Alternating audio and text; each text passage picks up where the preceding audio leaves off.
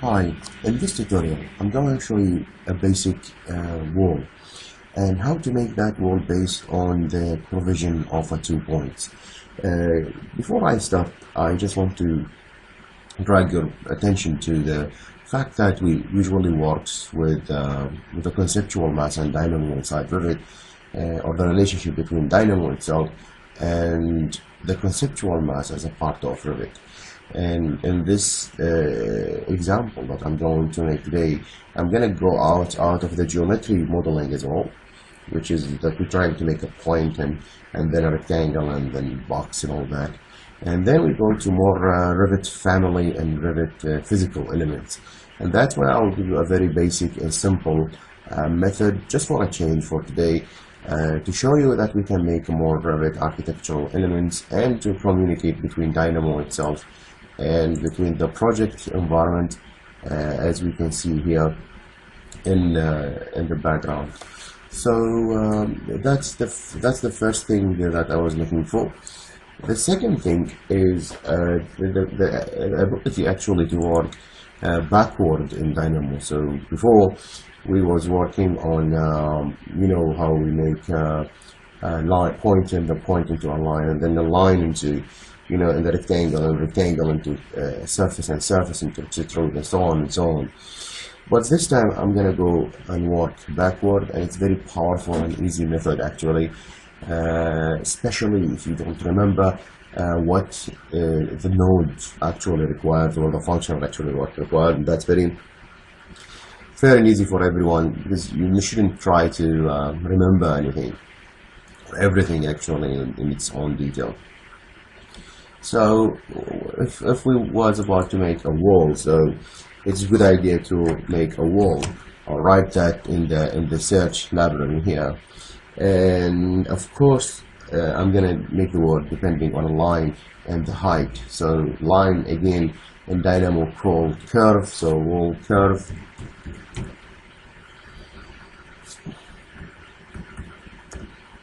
Wall.By Curve and Height. So literally think of what you want and then try to translate it into Dynamo language. Line, here we have it curve, and make sure before you select this or this, what is the highest category above, or what's the word above.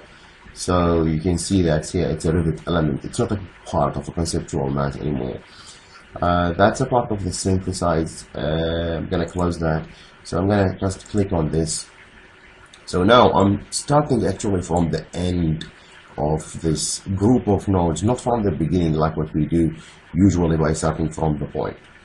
And as you can see, that's the Wall.By Curve and Height, and that's the things, that's the input for it. So what is it? It's just hover above this. It tell you that I want a wall type, and that's fair and easy. Just come here and write wall types, and again it's a Revit selection method for a work. So just click here. So again, that's it. Just choose a curtain wall. What type of curtain wall you want to make? Storefront or storefront anyway. Connect this to that, and that's it. As simple as that. Might be much easier than working the other way around. So level, what it won't actually is that. Just hover above, it's tell you what it needs. So level, and when you have that popped out ready for you, here levels, select it, and I want it to be level 1. And it's the lovely thing, it sends now what's actually available in Revit, and yes, it's level 1 and level 2 only. So let's say level 1 and connect them, and then height again it doubles, so I'm just gonna give it a number. You can go ahead and add slider, whatever you want, and again I just have this 1 2 3 here, a number, and let's say the height of this wall, let's go ahead and make it 5,000 and connect it. Finally, it said here it wants a curve, and when we say curve, that means it's line, so I just have line here. And the easy and the most used one is this by start and point that we was actually working with the whole time. Just gonna change this into manual, because like if you have very simple, easy, already function that's a group of nodes that goes from the left to the right and everything is accumulated correctly, I'll leave it on manual, but rather we are working from the top right to the left or from the end to the beginning.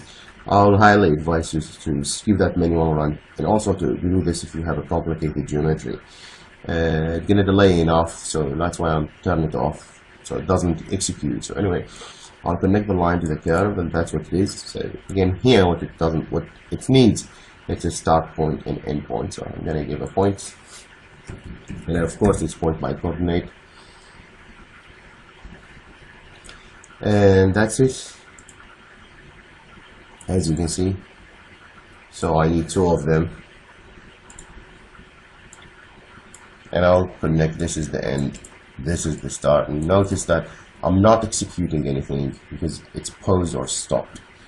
And again, it might need a point, or it might need a slider. Let's do a slider for a change. So you can add points, whatever. No, that's a slider. And again, it's XYZ. So that's X, that's Y, that's Z. As you can see, that's the X, that's the Y, that's the Z. And again, coordinate this to 0, 0. I can just cancel those because that's the default value, but in case if you want to start up from anywhere else, and copy the whole three, Control C and then Control V to place those, and then connect those three guys here. So XYZ, I'll keep everything as it is. Probably I'll write here 5,000 or so, you know. So the second point will end something like 5,000. So the length of the wall will be 5,000 and the height of it will be 5,000. So fair enough. So all I have to do is to hit run, and then Revit will actually comes and execute as we know from this far left, creating the points here and here. And you see that's the point, and the second point is really far away because I think this is a 1 mil, so it's 5 mil. And then create 2 points. Those are the start and the end, and then drop that in the line, create the number, create the level, create the wall type, and then finally pour it all in this wall types. I will never advise you to go out. Usually you're not going to find anything useful here, even if you do zoom out. So I'm just gonna ignore that. I'm just gonna minimize this and minimize it actually. And you can see here that's my wall, and as I selected it, was a curtain wall system, so I can push it aside, and then again here, see that's what we've done. That's my wall, and I can come here and change the type of it into, for example, something with a brick or anything else like this one. Oh, that's a brick. And hit run again, and I think it's facing the other side, so probably you see, yeah, that's the wall. You can change the height, the length or the height of it will be, you can change it to 3,000. And as you can see, it's do everything as we required. I wish you find this basic tutorial about making a very basic wall useful.